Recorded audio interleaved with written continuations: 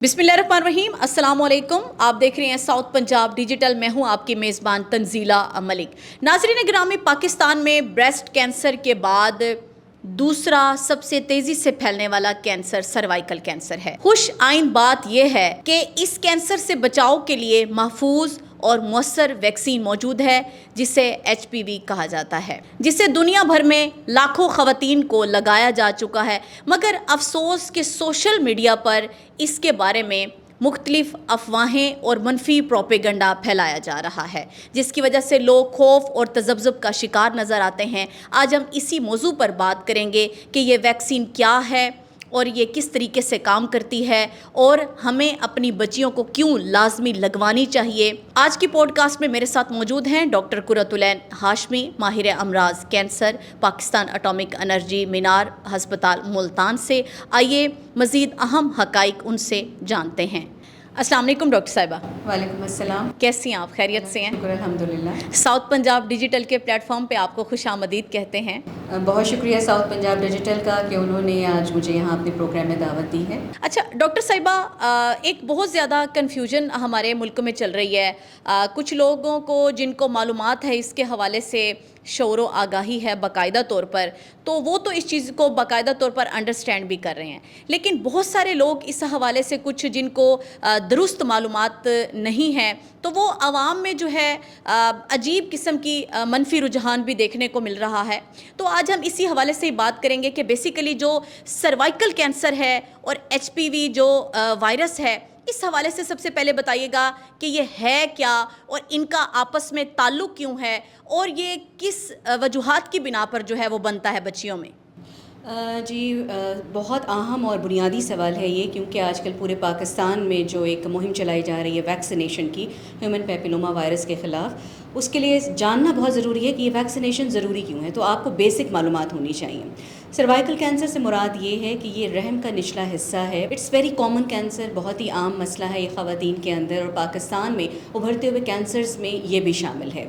और ये जो ह्यूमन पैपिलोमा वायरस है, ये एक ऐसा वायरस है, ऐसी वजह बना देता है सर्विक्स के अंदर, यानी बच्चेदानी के मुंह के अंदर अपना दाखिल होकर इस तरह की तब्दीलियां कर देता है उस हिस्से में कि जिसकी वजह से आने वाले वक्त में ख़वातीन इस कैंसर का, जिसे हम सर्वाइकल कैंसर कहते हैं, इसका शिकार हो सकती हैं। बिल्कुल ऐसे ही ये जैसे हम सुनते हैं मुख्तलिफ वायरसेस मुख्तलिफ बीमारियों में अपना किरदार अदा करते हैं। जैसे कोविड का एक दौर गुजरा है जिसमें कोरोना वायरस लोगों के ज़ुबान पर था। हेपेटाइटिस में हम सुनते हैं hepatitis B virus, hepatitis C virus. बिल्कुल इसी तरह से ह्यूमन पैपिलोमा वायरस एक ऐसा वायरस है जो ना सिर्फ सर्वाइकल कैंसर की वजह बनता है, बल्कि एज अ होल इसकी 100 से ज़्यादा इकसाम हैं और ये मुख्तलिफ़ किस्म के कैंसर करता है, जिसमें ना सिर्फ सर्वाइकल कैंसर, मुंह के कैंसर भी शामिल हैं, एनल कैंसर यानी पखाने और मकद का जो हिस्सा है उसका भी कैंसर कॉज करता है। मुख्तलिफ टाइप्स मुख्तलिफ कैंसर्स कॉज करती हैं और पूरी दुनिया में इस वायरस के ख़िलाफ़ जो है एक वैक्सीन तैयार की गई है जो पहले से ही चल रही है। ये और बात है कि पाकिस्तान में इस साल ही हम इसके बारे में बात कर रहे हैं। जी बिल्कुल। अच्छा, बहुत सारे लोगों का इस हवाले से ये भी मानना है कि जैसे कोरोना वायरस को भी बहुत सारे लोगों ने नेगेटिव लिया था, हालांकि पूरी दुनिया को उसने अपनी लपेट में लिया था और बहुत सारे कंट्रीज़ ने इसको जो है दुरुस्त साबित किया था कि इसकी जो वैक्सीनेशन है वो हर इंसान को करवानी चाहिए, आया कि कोई भी किसी भी उम्र के अफराद हैं। लेकिन लोगों ने, हमारे पाकिस्तान में कुछ लोगों ने ये बात फैलानी स्टार्ट कर दी कि जी ये लोगों को कम करने के लिए किया जा रहा है, या इससे नौजवान जो हमारे हैं, यंग जनरेशन है, उनकी अमवात हो रही हैं, और उस चीज़ को इस चीज़ से रिलेट किया। जैसे आपने अभी बताया कि पोलियो के हवाले से था, हेपेटाइटिस के हवाले से, या फिर कोरोना का, कोविड का जो एक टेन्योर चला, उसमें भी आवाम को जो है उनके जो माइंड थे उनको इस हवाले से डाइवर्ट कर दिया गया कि नहीं जी नहीं, ये यूँ नहीं है तो ये यूँ है। इस हवाले से डॉक्टर साहिबा बताइएगा कि हमारी आवाम भी अभी भी मुश्किलात और तज़ब्ज़ुब का शिकार हमें नज़र आ रही है, स्पेशली हमारे वालिदैन। तो एक तो बच्चियों के हवाले से जो उम्र बताई जा रही है कि 9 से लेकर 14 साल की उम्र तक, तो मज़ीद आप इस हवाले में बताइएगा कि क्या इसके लिए ये जो उम्र होती है यही ठीक होती है वैक्सीनेशन की, और बाकी कंट्रीज़ में भी इसी तरीके से प्रोसीजर चल रहा है? ये बहुत ही अहम बात है कि इस उम्र का जो सिलेक्शन किया गया, पूरी दुनिया में 9 سال سے آنورڈس ٹل خواتین ینگ ایج تک 26-27 سال تک، ایون بعض اوقات اس سے بھی زیادہ، یہ ویکسین ریکمینڈڈ ہے جی. اور ہمارے ہاں جو کیونکہ یہ ایک سنگل ڈوز پلان شروع کیا گیا ہے، یہ سنگل ویکسین ہے، یعنی اس کے بعد ہمیں مزید ڈوزز کی ضرورت نہیں ہوگی. یعنی جیسے ویکسین کا ایک ڈوز ہوتا ہے کہ اتنے مہینے بعد آپ نے دوبارہ لگوانی ہے، یہ سنگل ڈوز کیمپین ہے.